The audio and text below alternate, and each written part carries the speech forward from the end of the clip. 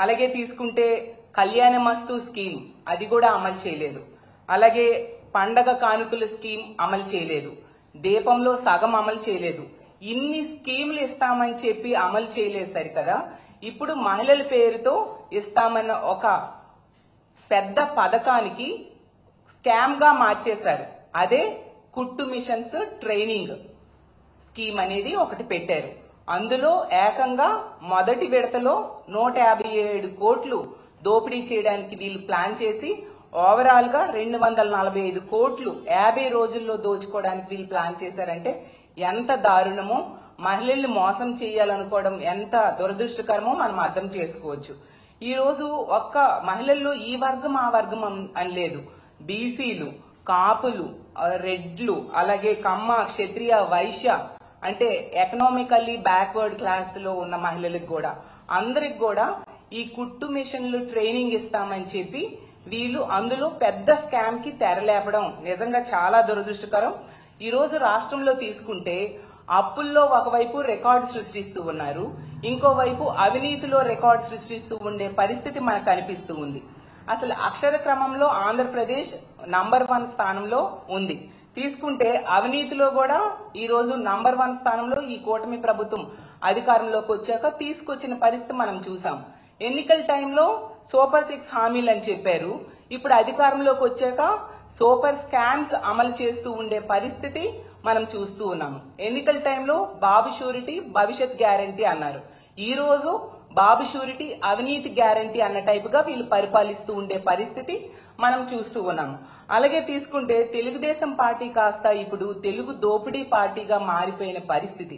అలాగే గతంలో జగనన్న ప్రభుత్వంలో స్కీముల ఆంధ్రప్రదేశ్ గా ఉండే ఈ స్కీమ్ ఆంధ్ర ఈ రోజు ఈ కూటమి ప్రభుత్వం అధికారంలోకి వచ్చాక స్కామ్ ఆంధ్రగా మారిపోవడం నిజంగా చాలా దురదృష్టకరం. అలాగే కూటమి ప్రభుత్వం అనేది కుంభకోణాల ప్రభుత్వంగా ఈ రోజు మారిపోయింది. అలాగే ఎన్డీఏ ప్రభుత్వానికి అర్థం వీళ్ళు మార్చేశారు. నారా దోపిడీ అలయన్స్ ప్రభుత్వంగా వీళ్ళు పరిపాలిస్తూ ఉండే పరిస్థితి మనం చూస్తూ ఉన్నాం. ఈ రోజు ఈ రాష్ట్రంలో ఈ మహిళలకు ఇచ్చే కుట్టు మిషన్స్ అలాగే దాని ట్రైనింగ్ ప్రోగ్రామ్ లో తీసుకుంటే పెద్ద స్కామ్ కి స్కెచ్ వేశారు. అంటే మహిళలకు ఇచ్చే దానిలో కూడా దోపిడీ చేద్దామని వీళ్ళు ప్లాన్ చేశారంటే ఎంతగా దిగజారిపోయారో మనం అర్థం చేసుకోవచ్చు. ఒక మహిళ మంత్రిగా ఉన్న శాఖలో ఇలాంటి అవినీతి జరుగుతూ ఉండడం నిజంగా చాలా దారుణమైన పరిస్థితి. అసలు మొదటేమో 1,00,000 మంది మహిళలకి కుట్టు మిషన్స్ ఇస్తామని చెప్పారు. ఇందులో 50 రోజుల్లో 157 కోట్ల స్కామ్ కి వీళ్ళు తెరలేపారు అనమాట. అసలు 2 రోజులుగా ఈ స్కామ్ గురించి రాష్ట్రంలో ఉన్న మహిళలందరూ కూడా గగ్గోలు పెడుతూ ఉన్నారు. క్లియర్ గా ఈ స్కామ్ అనేది అర్థమైపోతూ ఉండే పరిస్థితి. కానీ ఈ రాష్ట్ర ప్రభుత్వంలో పెద్దలు ఎవరు కూడా కనీసం నోరు మెదపట్లేదంటే ఇందులో ఎవరెవరి పాత్ర ఉందో మనం అర్థం చేసుకోవచ్చు. అసలు ఈ స్కీమ్ అనేది మహిళా దినోత్సవం రోజు ముఖ్యమంత్రి గారు లాంచ్ చేయడం జరిగింది. ఈ కుట్టు మిషన్స్ ట్రైనింగ్ ప్రోగ్రామ్ అనేది అది ఎంత భారీగా మహిళా దినోత్సవం రోజు లాంచ్ చేసిన ఈ స్కీమ్ లో ఇంత భారీ స్కెచ్ వేసి ఇంత స్కామ్ కి తెరలేపడం నిజంగా చాలా దురదృష్టకరం.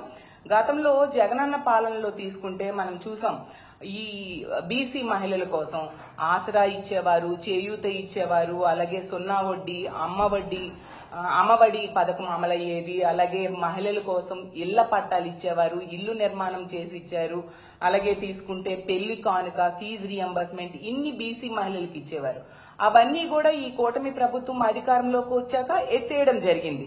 ఎత్తేయడం కాకుండా కొత్తగా ఇస్తామన్నవి ఏవి కూడా వీళ్ళు ఎన్నికల టైంలో ఇస్తామన్నవి ఇవ్వలేదు కదా. ఈ మహిళల ట్రైనింగ్ కుట్టు మిషన్ల ట్రైనింగ్ లో ఎంత స్కామ్ చేయడం అంటే నిజంగా వీళ్ళు ఎంత మహిళా వ్యతిరేక ప్రభుత్వమో మనం అర్థం చేసుకోవచ్చు. అలాగే అప్పుడు గతంలో జగనన్న ప్రభుత్వంలో ఈ ఈబీసీ నేస్తమని ఎకనామికల్లీ బ్యాక్వర్డ్ క్లాసెస్ కోసం ఒక పథకం పెట్టి వాళ్ళకి ఆర్థికంగా తోడ్పాటును అందించి వాళ్ళకి స్వయం ఉపాధి అవకాశాలను ఆ రోజు జగన్మోహన్ రెడ్డి గారు కల్పించడం జరిగింది. ఈ రోజు తీసుకుంటే ఆ పథకాన్ని ఎత్తేసారు సరికదా. ఆ మహిళలకు ఇచ్చే ఈ కుట్టు మిషన్స్ అలాగే ట్రైనింగ్ ప్రోగ్రామ్ లో ఇంత భారీ స్కామ్ కి తెరలోపడం అంటే నిజంగా ఎంత మోసం చేయడం మహిళలకి మనం అర్థం చేసుకోవచ్చు. అలాగే తీసుకుంటే గతంలో జగన్మోహన్ రెడ్డి గారి ప్రభుత్వంలో కాపు నేస్తం అని చెప్పి కాపు మహిళల కోసం ఆ పథకాన్ని అమలు చేసి వాళ్ళకి ఎంతగానో తోడ్పాటును అందించడం జరిగింది. మరి ఈ కూటమి ప్రభుత్వం అధికారంలోకి వచ్చింది కదా, చంద్రబాబు నాయుడు గారైనా పవన్ కళ్యాణ్ గారు గాని ఈ కాపు మహిళల కోసం ఒక ఉపాధి అవకాశాన్నైనా లేక ఒక పథకాన్నైనా ఇచ్చారా అని నేను అడుగుతూ ఉన్నాను. ఇవ్వలేదు సరికదా, ఆ కాపు మహిళలకి ఇచ్చే ఈ ట్రైనింగ్ కుట్టు మిషన్స్ ట్రైనింగ్ ప్రోగ్రామ్ లో కూడా ఇలాంటి భారీ అవినీతికి పాల్పడాలని వీళ్ళు ప్రయత్నిస్తూ ఉన్నారంటే ఎంత దారుణమో, ఎంత దారుణంగా మహిళల్ని వీళ్ళు మోసం చేయడానికి పూనుకున్నారో మనం అర్థం చేసుకోవచ్చు.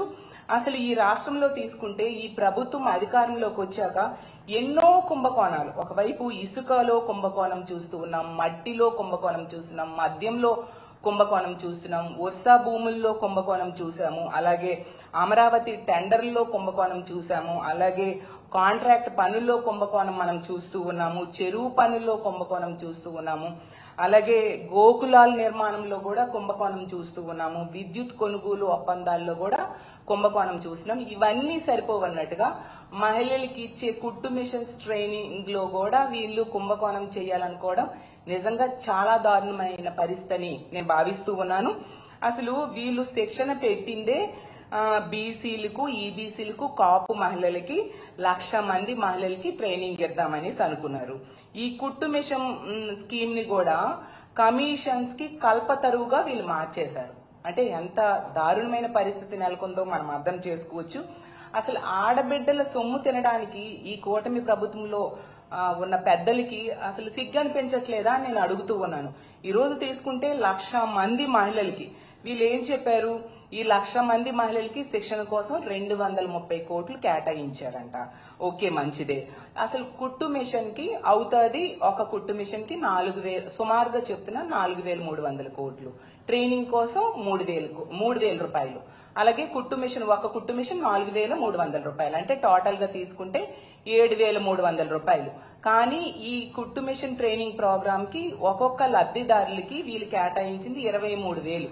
ఆ 23,000లో 7,300 రూపాయలు తీసేస్తే 15,700 రూపాయలు మిగులుతుంది. ఈ 15,700 రూపాయలు ఎవరి జోబుల్లోకి వెళ్ళబోతుంది అని నేను అడుగుతూ ఉన్నాను.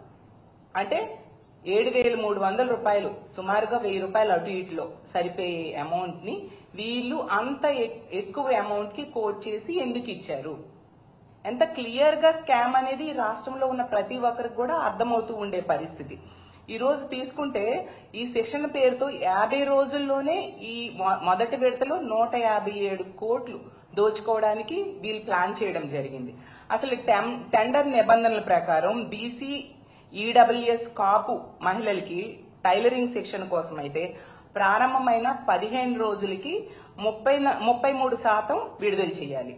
అలాగే 30 రోజుల తర్వాత ఇంకో 33% విడుదల చేయాలి. 50 రోజుల తర్వాత మిగతా 34% విడుదల చేయాలి. వీళ్ళు మాత్రం ఈ కాంట్రాక్టర్ కి ఏంటంటే ప్రారంభం కాకుండానే మొబిలైజేషన్ అడ్వాన్స్ కింద 25 కోట్లు రిలీజ్ చేయడానికి వీళ్ళు సిద్ధమైపోయారు.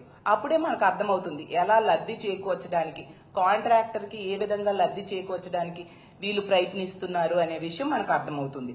అసలు నిబంధనల ప్రకారం తీసుకుంటే ఒక్కో లబ్ధిదారుడికి 45 రోజుల్లో 360 గంటలు శిక్షణ ఇవ్వాలి. కానీ వీళ్ళు మాత్రం 135 గంటలు మాత్రమే శిక్షణ ఇచ్చి చేతులు దులిపేసుకోవడానికి ప్లాన్ చేస్తూ ఉన్నారు.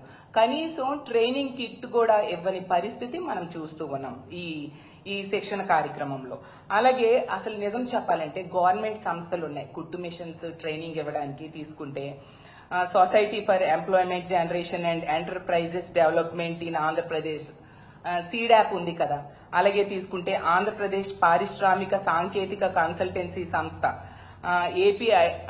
ఎపిట్కో, ఏపీఐటీసీఓ ఉంది. అలాగే తీసుకుంటే కేంద్ర సంస్థ దీన్ దయాళ్ ఉపాధ్యాయ గ్రామీణ కౌశల్ యోజన, DDUGKY సంస్థ ఉంది. ఇవన్నీ సంస్థలు కుట్టు మిషన్స్ ట్రైనింగ్ ఇవ్వడానికి గవర్నమెంట్ తరఫున ఉంటే అవన్నీ వదిలేసి, ఈ నిబంధనలన్నీ వదిలేసి టెండర్కి వెళ్లారు. ఆ టెండర్లో అయినా L1 కేమో ప్రాధాన్యత ఇవ్వకుండా L2, L3కి ఇవ్వడమే కాకుండా L1 కి తూతూ మంత్రంగా ఒక 5% ఇచ్చి L2, L3కి 95% ఎక్కువ వరకు వాళ్ళకి ఇవ్వడం జరిగిందనమాట. అంటే ఎంత వీళ్ళు పర్సనల్ లబ్ధి కోసం ఈ విధంగా చేశారో మనం అర్థం చేసుకోవచ్చు. వాళ్ళు కూడా టీడీపీ ప్రజాప్రతినిధుల బెనామీలకు వాళ్ళ మనుషులకు చెందిన సంస్థలకు ఈ టెండర్స్ కేటాయించడం జరిగింది.